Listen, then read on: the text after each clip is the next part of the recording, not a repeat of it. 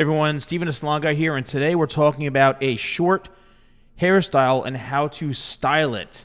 And I know you like the white background or lighter background, so I've been experimenting a lot, but this video is going to be kind of a new format that I'm doing. I'm filming with a high quality Cine lens, so lots of money going into this. But anyway, this is a short haircut, and this is really a unisex haircut. Doesn't matter if you're male, female. I mean, it's an awesome short haircut. And the one thing I like about this, and it really depends on your personal taste, is you don't have to do a skin fade on the sides. This could be done with utilizing like a number 2 guard, even a number 3 guard, keeping it somewhat neat. But if you are somebody who's like, oh, I need to have my sides, super, super short, and I got to have that one fade or that, skin tight fade up to the top, and that's totally on you. It's personal preference. But the one thing I like about this is that it gives you a softer feel that as you grow your hair out, it may look like you need a haircut a little bit sooner. However, you also can stretch it out a bit because it gives you a lot more styling capabilities. I know people think, oh, my hair is longer, I can't do a lot with it. But believe it or not, when your hair gets a little bit longer, you can actually style it a few different ways. Again, it's totally personal preference.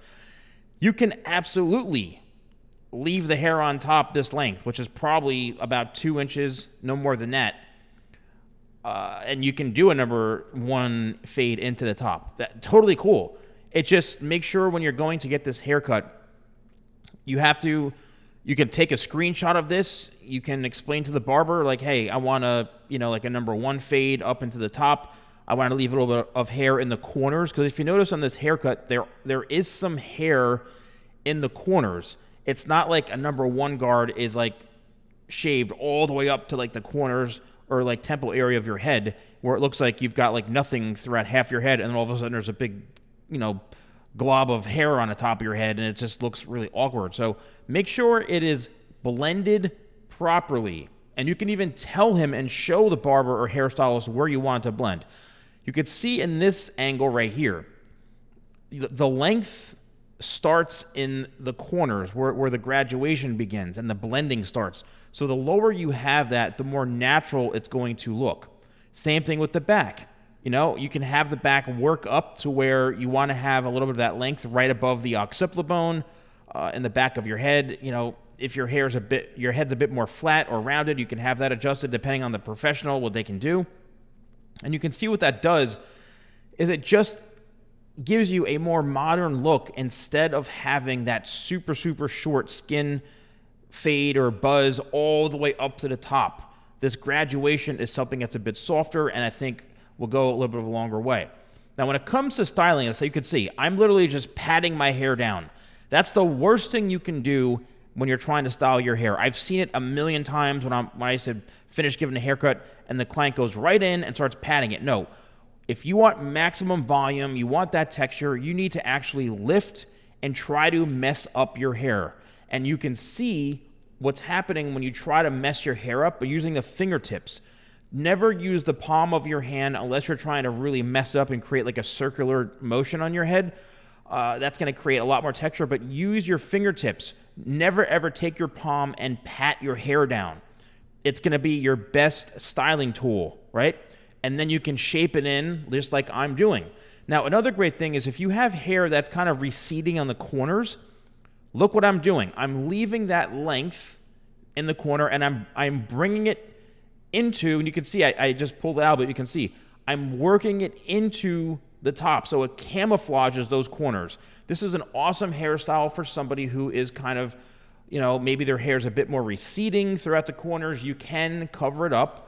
And 1 clay, which you can see in the background, is my choice for this. Now, if you have a cowlick in the back of your head, what you need to do is, and the stylist needs to show you this, or the barber, they need to explain to you that you need to work the hair in a circular motion to find out how the hair grows.